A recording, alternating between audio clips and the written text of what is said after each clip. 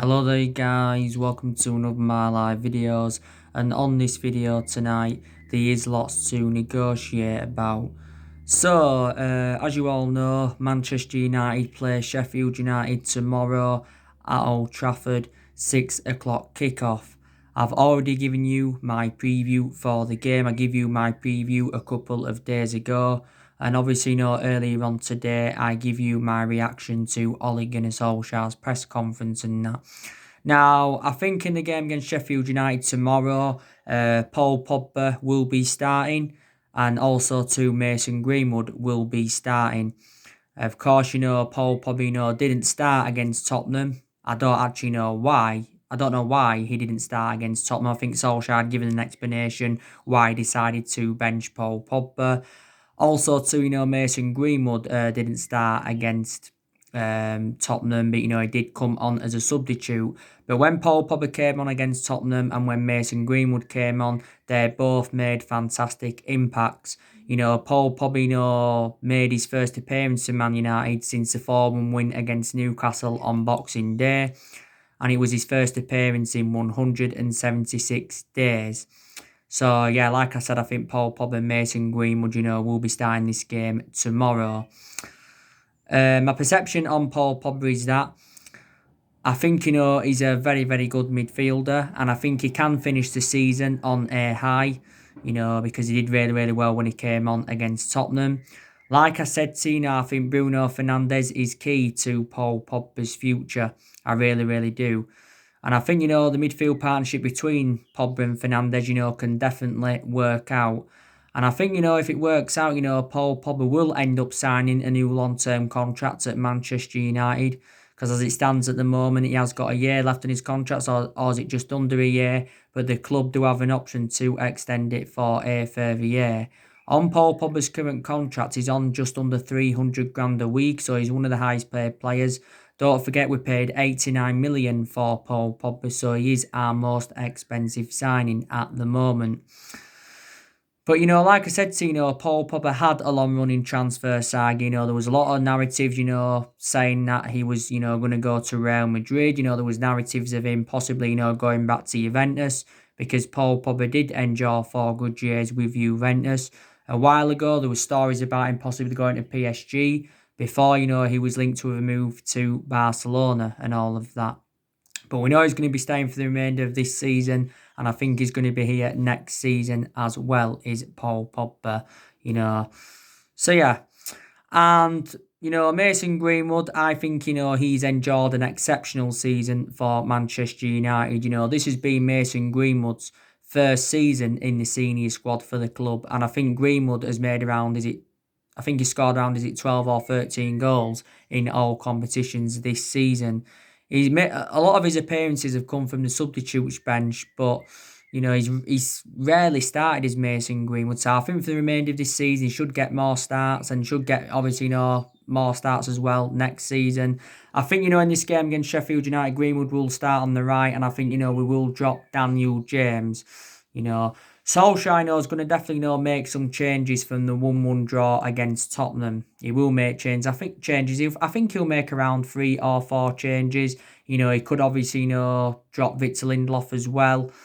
Because Victor Lindelof, wasn't too good against Tottenham. Got caught out far too many times when Tottenham were counter-attacking, and he just really, really struggled at times, did Victor Lindelof. And obviously, Victor Lindelof is one of our first choice centre-halves, obviously, alongside Harry Maguire. This has been now Victor Lindelof's 3rd season at Manchester United. We did get him under the Jose Mourinho era. I thought he struggled in his first season, did Victor Lindelof. Didn't really find that consistency. But I think last season and the vast majority of this season, a lot of aspects of his game have really, really improved. But like I said, we did pay £30 million for him. But I think in this game, he could be dropped to, Eric Bailly will play ahead of Victor Lindelof. Bailly, of course, is one of, our backup centre-halves. But I think he's good enough, to be one of our first-choice centre-halves. My only element of concern about Eric Bailly is that, he is injury-prone. By the way, revert back to what I said about Lindelof. I think he's past fit now because he limped off towards the end of the 1-1 draw with Tottenham last Friday and all of that, I think as well, Fred could be dropped in this game against Sheffield United. He did start in the game against Tottenham. Did you know, Fred? And I thought he had a pretty decent game, did Fred, to be quite honest with you. He regained the possession well and he passed the ball well and all of that. And I think Fred has been exceptional, this season under Ole Gunnar Solskjaer. He's definitely, confounded his critics wrong. I thought he was an exceptional player, when he was in Ukraine with Shakhtar Donetsk. But under the Jose Mourinho, where, Fred never really got his opportunities. Of course, Matic could even start this game against Sheffield United. He didn't start against Tottenham, but he came on as a substitute and, he made an impact. Matic, a lot of aspects of his game have really, really improved. My only element of concern about Matic is that he is really, really slow. This has been now Matic's third season at the football club. Of course, we did get him in 2017 from Chelsea, didn't we? Get him in a deal worth around £40 million and all of that, So, he actually, could start the game. Scott McTominay, he could even start the game as well. Could Scott McTominay, maybe he won't start, but he could start. We've had the good news today regarding Scott McTominay, like he updated you on my reaction to Ole Gunnar Solskjaer's press conference earlier on. McTominay signed a new contract with Manchester United until 2025. So he signed a 5-year deal, and there's also an option of a further year. Of course, Solskjaer is delighted with this news. Solskjaer did say that McTominay has been part of the club for several years. He was in our youth academy for years.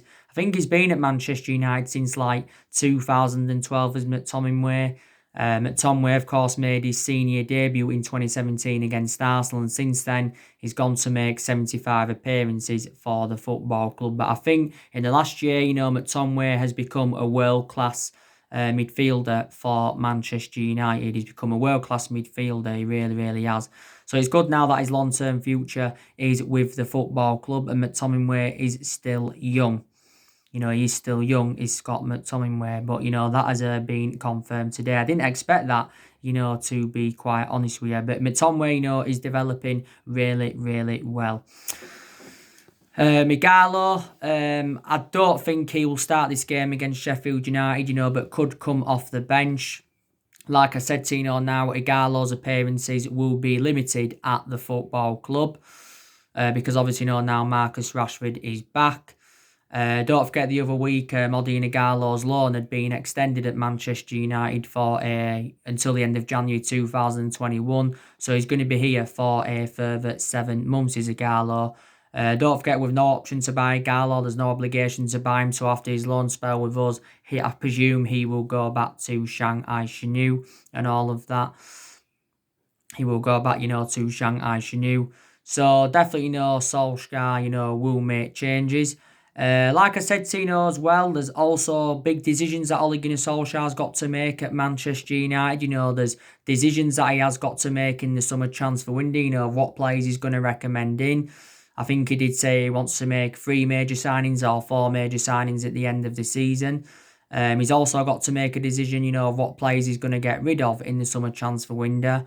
I think we are going to get rid of at least 5 players in the summer transfer window. Don't forget, Solskjaer has got a goalkeeping decision to make. He's got a big decision to make on David De Gea and Dean Henderson. Don't forget, Solskjaer said on his press conference earlier on today that, Dean Henderson, has done very, very well at Sheffield United, and he's developing very, very well at Sheffield United, and he said that he's getting good coaching at Sheffield United. But he did say, Solskjaer, that he expects Dean Henderson to be England's number 1 goalkeeper and Manchester United's number 1 goalkeeper in the future and all of that. There has been talks saying that, we could make Dean Henderson our number 1 goalkeeper next season.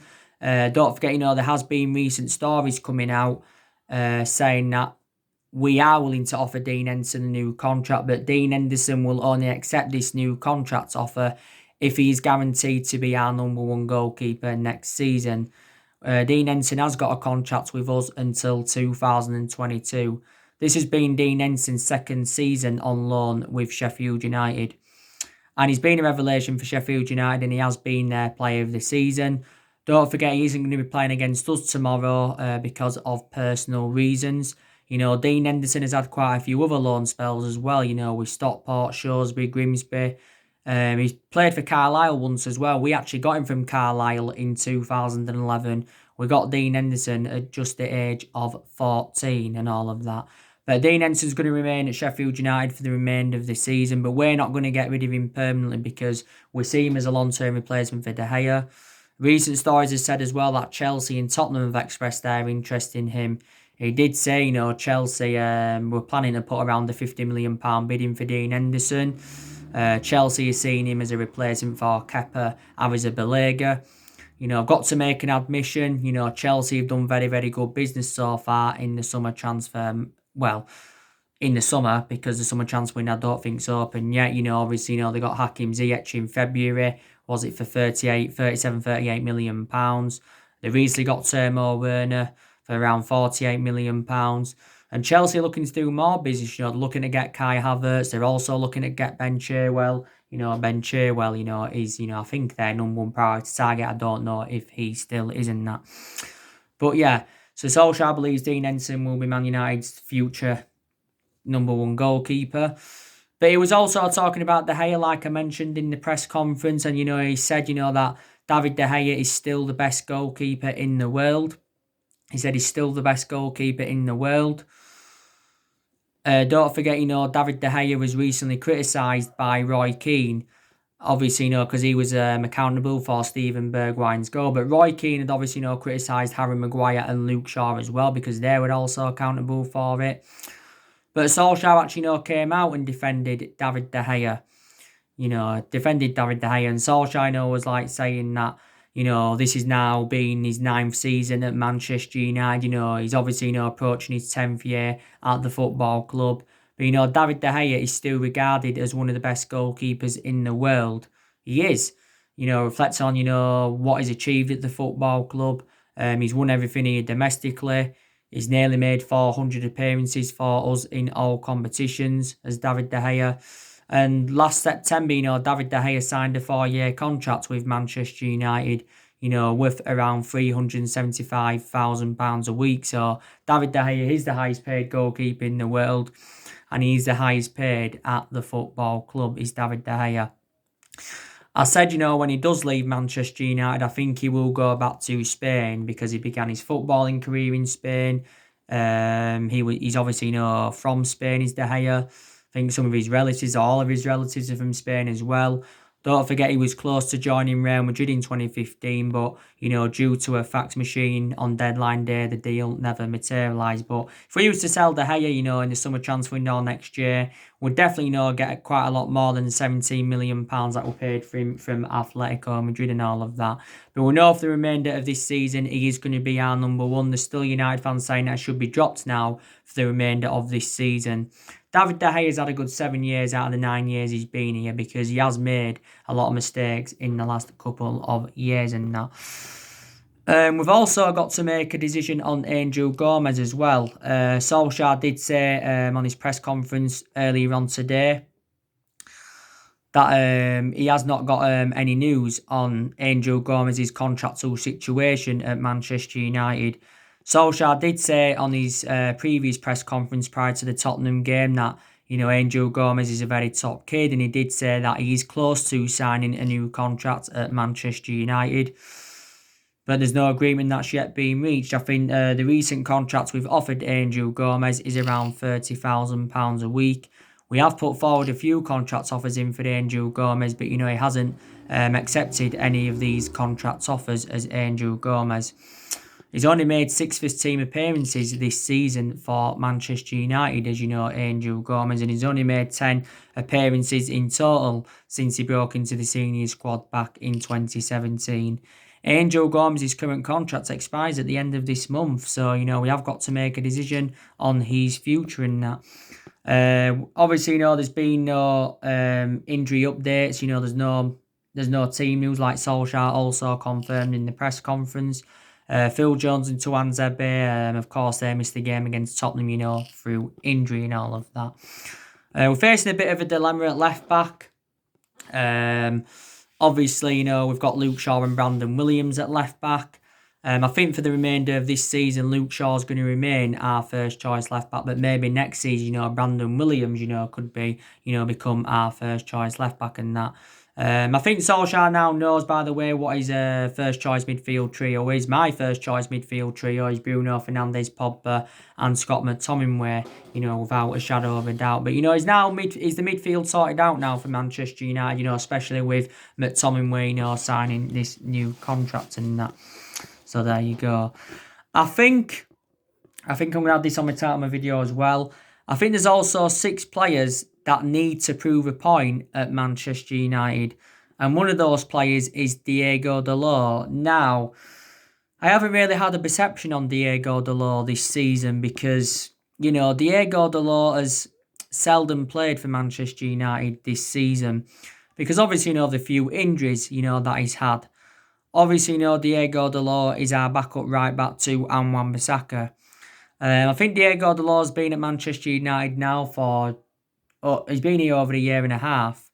I think he has got a contract with us until 2023. We did get Diego Dalot in Jose Mourinho's final transfer window. We're going from Porto for around £19 million. But, he should get more opportunities, should Dalot for the remainder of this season, all of that. There were stories coming out quite a few weeks ago now saying Barca and PSG were in for him, but Solskjaer did say he's determined to keep him. So when he does get his chances, Dalot, he does need to prove a point. Phil Jones, if he gets some chances, he also needs to prove a point as well. This has been Phil Jones' 9th season at Manchester United. He's nearly been here 10 years now. He has been here since the Alex Ferguson era as Phil Jones. I think he's like our, 5th choice centre-half is Phil Jones. He doesn't even get in the team anyway, Phil Jones. But if he does, I think he needs to prove a point. Alex Tuanzebe, he's another player that needs to prove a point as well. Of course, he was injured earlier on in the season, was Alex Tuanzebe. Obviously, before he was with us, he had a loan spell, didn't he, with Aston Villa? Wasn't he on loan with Aston Villa for 2 seasons, if I'm right? But I thought Tuanzebe, was good earlier on in the season for Man United. Foster Mensah, he also needs to prove a point as well. Didn't we extend his contract, if I'm right, not too long ago? Foster Mensah's, don't forget, he was out with injury for quite a while. Foster Mensah, before he was with us, he had a loan spell at Fulham. I think he also had a loan spell at Crystal Palace as well. So if he gets chances, he's also got to prove a point. Jesse Lingard, he won't get in the team now much. But, if he, gets some chances, he's got to prove a point at Manchester United because Jesse Lingard is probably the worst player we have got. Lingard has not registered 1 goal or 1 assist now for over a year. So that just indicates how inconsistent, Jesse Lingard has been. Jesse Lingard has been at the football club for several years. And reflecting, on his status at the football club, he should be, putting much more better performances out. I think Lingard, by the way, now is in his late 20s. I think there's just under a year left in his contract, but the club do have an option to extend it for a further year and all of that. Pereira, he also needs to prove a point. I'm talking about for the remainder of this season, if they get the chances, these players need to prove a point. Pereira, he's found game time very, very difficult, since McTominay came back anyway from injury because McTominay was out for injury for a while. Most of Pereira's appearances now, will come from the substitutes bench. So there you go. So these players that do need to prove points at Manchester United, there really, really is. And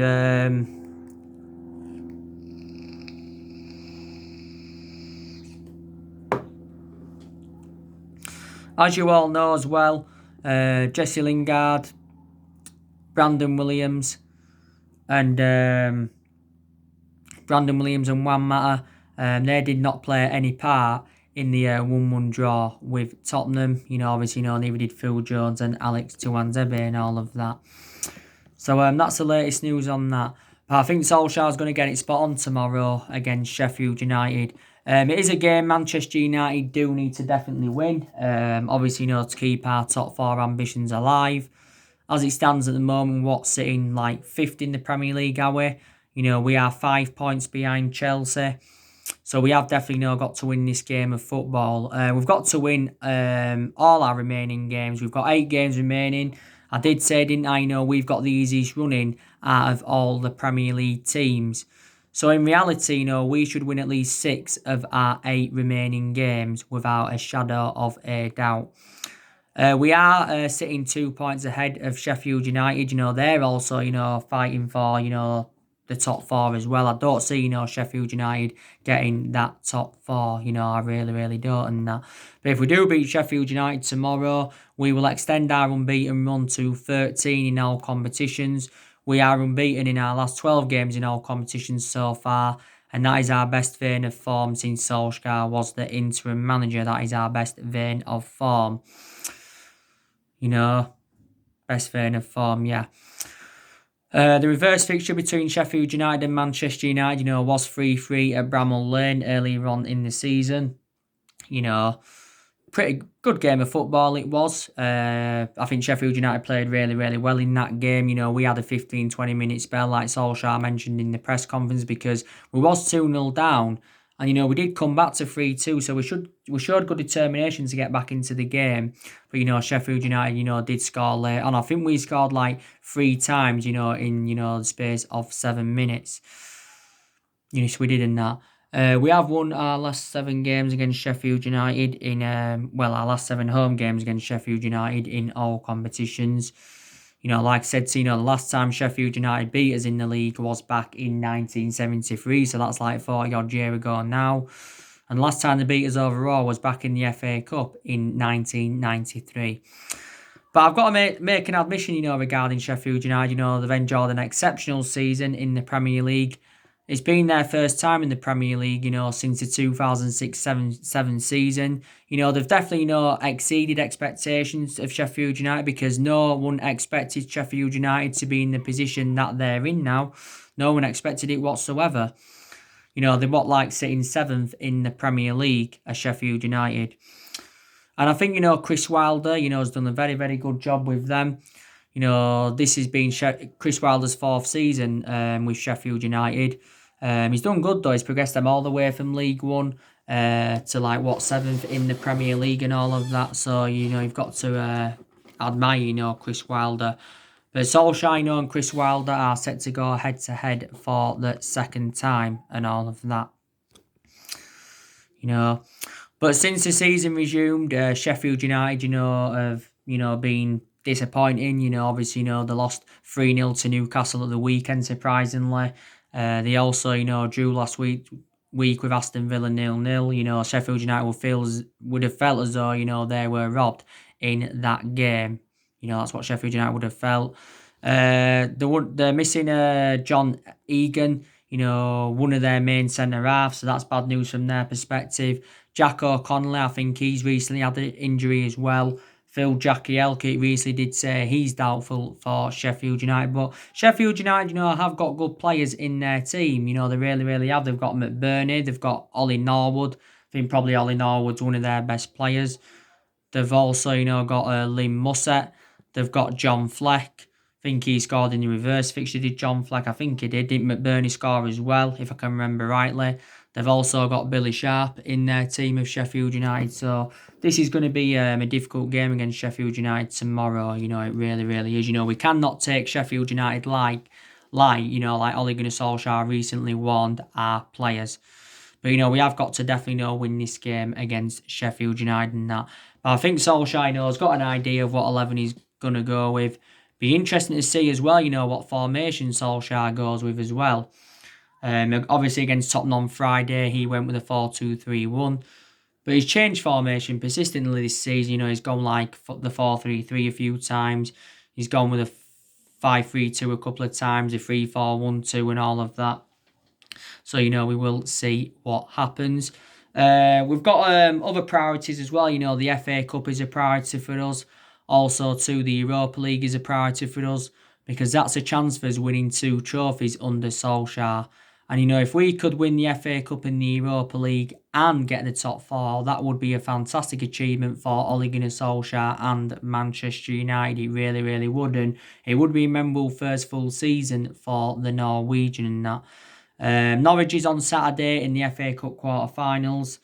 That's a game, Manchester United should win. So in reality, we should progress to the semi-finals of the FA Cup. Norwich are going down. I think, they're going back to the Championship and all of that. So there you go. You already know the news on the transfers, don't you? I've been keeping up to date of what's been going on with the transfer news. Yeah, you know the news on Jadon Sancho. You know the news on Jude Bellingham. It's looking likely Jude Bellingham's now going to Borussia Dortmund. You already know the news on Jack Grealish. But there is so many players on our agenda and all of that. But the summer transfer window will be Solskjaer's fourth transfer window as Manchester United manager. And I do trust him, with the funds that we're going to give him in the summer transfer window because, like I said, we have seen improvements under Solskjaer.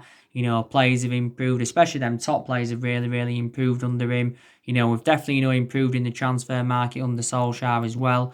He's made some right decisions. He's also made some wrong decisions. Don't get me wrong, there's still things that Solskjaer needs to work on at the football club. I heard the other week that, that our transfer budget had been revealed and Solskjaer's going to be given around 269 or 70 million pounds to spend in the summer transfer window. And Solskjaer's already spent over 200 million pounds at the football club in the two previous transfer windows because in his first transfer window he didn't recommend anyone in. But Solskjaer knows, he's got the backing of Ed Woodward and he's also got the backing of the Glazers.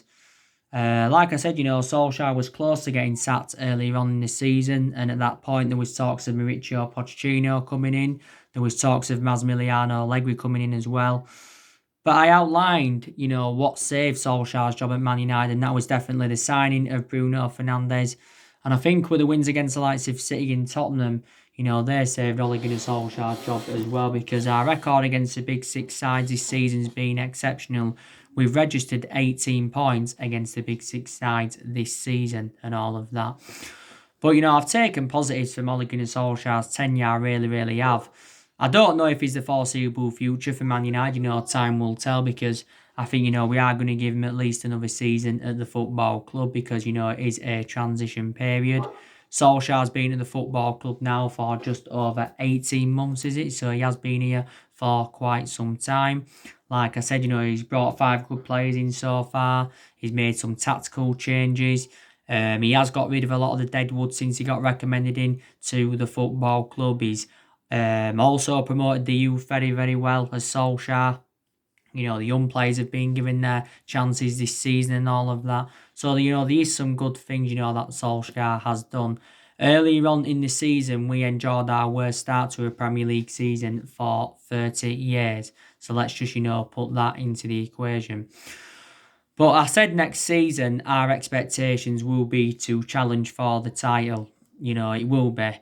We want to, get our 21st title under the Ole Gunnar Solskjaer era. Of course, at the moment, we have got 20 titles, 13 of them Premier League. So reflecting on that, we are the most successful team in England. And we are, one of the biggest clubs in the world. Even though we have been inconsistent in the last 7 years or so. But one of the main explanations why we've been inconsistent for the last 7 years is reflecting on the amount of mistakes we have made. Like I said, there's been problems at the club as well for several years, like cultural problems. We've obviously, been very critical of Ed Woodward and the Glazers for several years. There's explanations why we've been critical of Woodward. There's also explanations, why we have been critical of the Glazers as well. So there you go. But in the last 7 years, we spent close to the £1 billion range on players. We've recruited over 30 odd players in since the Ferguson era. And in reality, reflecting on the money we've spent, we should be, where Liverpool or even where City are at least, but obviously, we are not. And we've also got players on big contracts at the football club, but I think a lot of the players we've recruited in the last 7 years, haven't been the right calibre players for Man United. But on the other hand, there's some players that we've brought in who did really, really well for the club, who we should have kept. Prime example, should have really kept Herrera, should have kept Romelu Lukaku and all of that, But, Manchester United are not known as a sacking football club, like I've told you time and time again. But, we have sacked 3 managers since the Alex Ferguson era. And, of course, that was David Moyes, Louis van Gaal and, Jose Mourinho and that. In the last 7 years, we've only won 3 trophies since Fergie left, and that was the FA Cup under Van Gaal and the Europa League and the League Cup under under Jose Mourinho. Yes, sorry. I think Solskjaer's got around 2 years left on his, or is it just under 2 years left on his Man United contract? We probably did make a mistake by giving him the job permanently, but we give him the job permanently, reflecting on what he did in that 3-month period, of course, when he was the interim manager. But the longer Solskjaer remains in the Man United job, he's gonna gain more managerial experience, so that's a good thing as well. Because I want things to work out under him. Because at the end of the day, he's a club legend, and he was a great player for the football club for 11 years and that. He won't be the next Ferguson, but, regardless who our manager is, no one will replicate Ferguson's legacy, and no one will last as long as Alex Ferguson did. But let's put into the equation, Ferguson didn't win out in his first 4 years at the football club. So let's just put that into the equation, yeah.